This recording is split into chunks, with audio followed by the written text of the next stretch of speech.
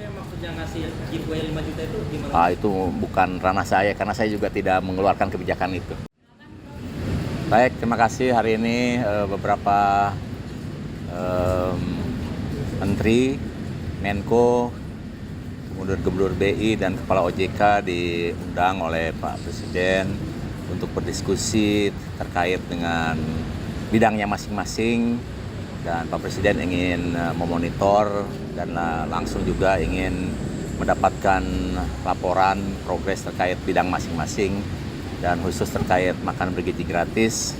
Alhamdulillah hari ini kita sudah laporkan ada 13.514 satuan pelayanan pemenuhan gizi yang tersebar di 38 provinsi, 509 kabupaten dan 7.022 kecamatan dan berpotensi melayani 39,5 juta. Dan insya Allah akhir bulan ini mungkin kita sudah akan melayani 40 juta dan hari ini penyerapan makan bergizi sudah mencapai 35,6 triliun, sudah mencakup 50,1%, dan kita kejar terus target sampai akhir tahun, mudah-mudahan 82,9 juta bisa kita layani di akhir tahun. Terima kasih. Ya, itu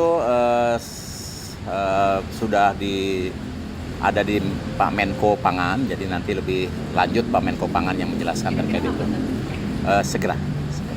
Karena Kepres untuk tim koordinasinya sudah keluar hari ini, jadi itu sudah wilayahnya Pak Menko Pangan. Saya sebagai Kepala Badan Gizi bertugas untuk menyelenggarakan program makan bergizi gratis, sementara untuk koordinasi terkait dengan rantai pasok, kemudian pengawasan, monitoring, keterlibatan instansi lain, kementerian lain, lembaga lain, itu di bawah koordinasi Menko Pangan. Prof, soal penunjukan ketua pelaksana harian BGM itu seperti apa sih, Prof? Dan bedanya dengan tugas kepala BGM itu seperti apa? Gini, kalau Kepala Badan Gizi Nasional bertugas menyelenggarakan program makan bergizi gratis. Nah, untuk program makan bergizi gratis ini kan melibatkan berbagai kementerian lain, instansi lain, lembaga lain untuk mendukung program makan bergizi gratis, dan dibutuhkan ketua tim koordinasi yaitu Menko Pangan, dan ada ketua hariannya yaitu Wakil Kepala Badan Gizi Nasional Ibu Nani Deang.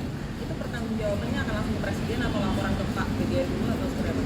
Ya, kalau tim koordinasi laporannya ke Presiden.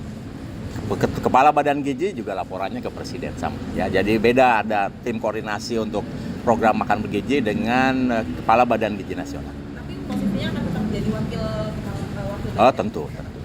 Itu Target 82,9 juta penerima manfaat masih cukup jauh ya, Prof, untuk akhir 2025 ini ya. Ya. Kira-kira akan tercapai atau enggak? Terus reaksi Presiden bagaimana, Prof, kalau misalnya tidak tercapai? Ya, kita usahakan karena seperti diketahui kita bisa menghasilkan SPPG baru setiap hari sekitar 200, dan itu berpotensi melayani 600.000 penerima manfaat setiap hari. Kita akan kejar di 2 bulan terakhir ini agar bisa tercapai 82,9 juta, dan Pak Presiden akan mengapresiasi itu, meskipun akan memaklumi kalau misalnya katakanlah 75 juta bisa tercapai.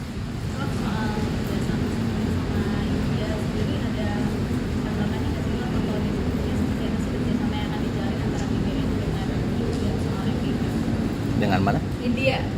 Ya, kita kan sebelum kita melaksanakan program makan bergizi, kita berkunjung ke India, melihat role model di India, dan saya kira nanti bimbingan teknis dari India akan membantu untuk meningkatkan kualitas pelayanan MBG di Indonesia.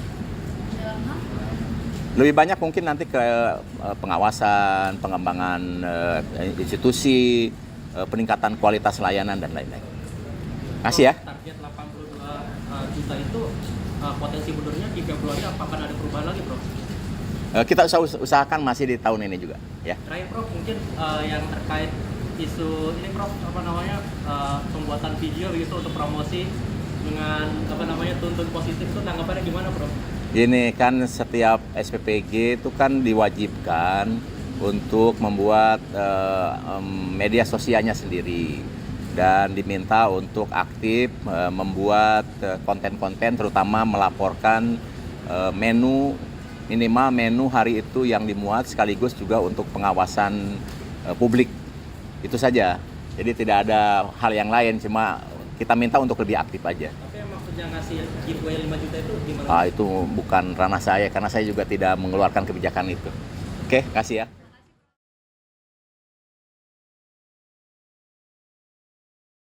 Download Tribun X sekarang, menghadirkan lokal menjadi Indonesia.